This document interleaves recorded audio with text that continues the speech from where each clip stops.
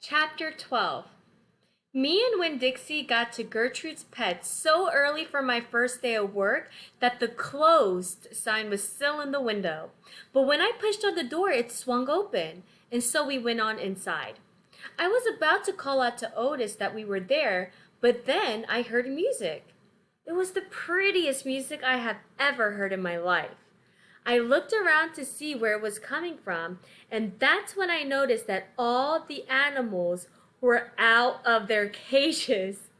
There were rabbits and hamsters and gerbils and mice and birds and lizards and snakes, and they were all just sitting there on the floor like they had turned to stone.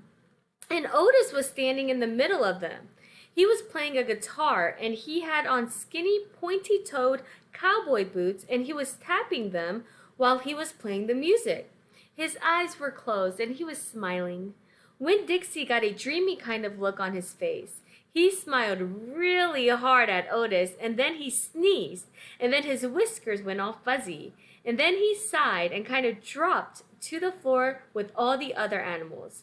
Just then, Gertrude caught sight of Winn-Dixie. "Dog!" she croaked, and flew over and landed on his head. Otis looked up at me. He stopped playing his guitar, and the spell was broken. The rabbits started hopping, and the birds started flying, and the lizards started leaping, and the snakes started slithering.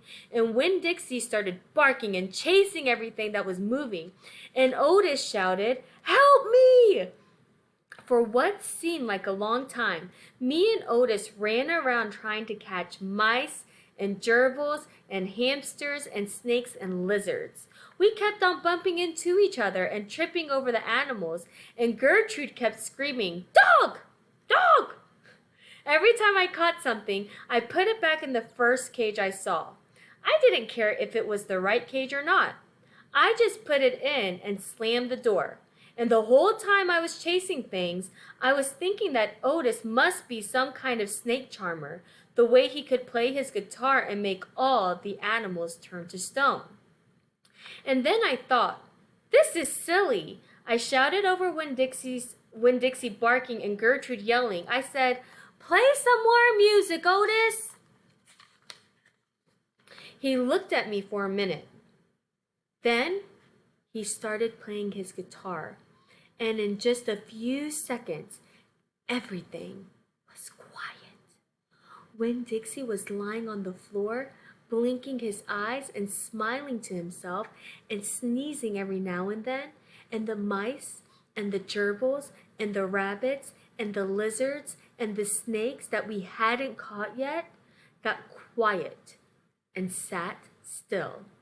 And I picked them up one by one and put them back in their cages.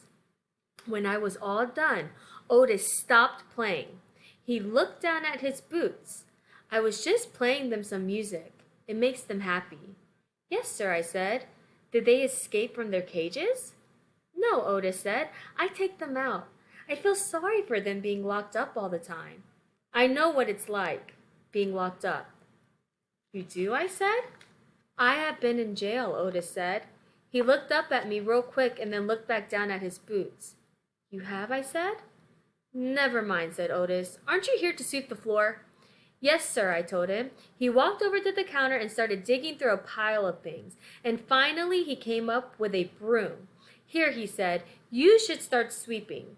Only he must have gotten confused. He was holding out his guitar to me instead of the broom. "With your guitar?" I asked. He blushed and handed me the broom, and I started to work. I am a good sweeper.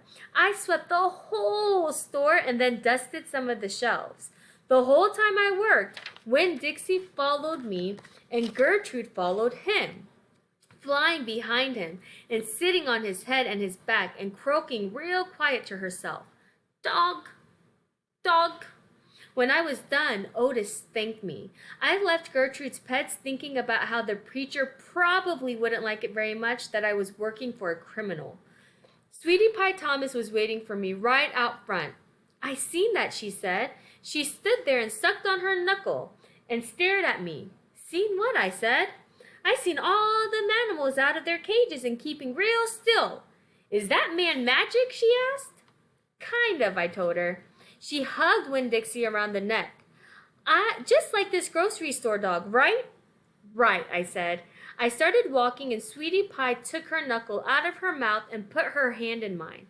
Are you coming to my birthday party? She asked. I surely am, I told her. The theme is pink, she said. I know it, I told her. I gotta go, she said all of a sudden. I gotta go home and tell my mama about what I seen. I live right down there in that yellow house. That's my mama on the porch. You see her? She's waving at you. I waved at the woman on the porch and she waved back. And I watched Sweetie Pie run off to tell her mama about Otis being a magic man. It made me think about my mama and how I wanted to tell her the story about Otis charming all the animals.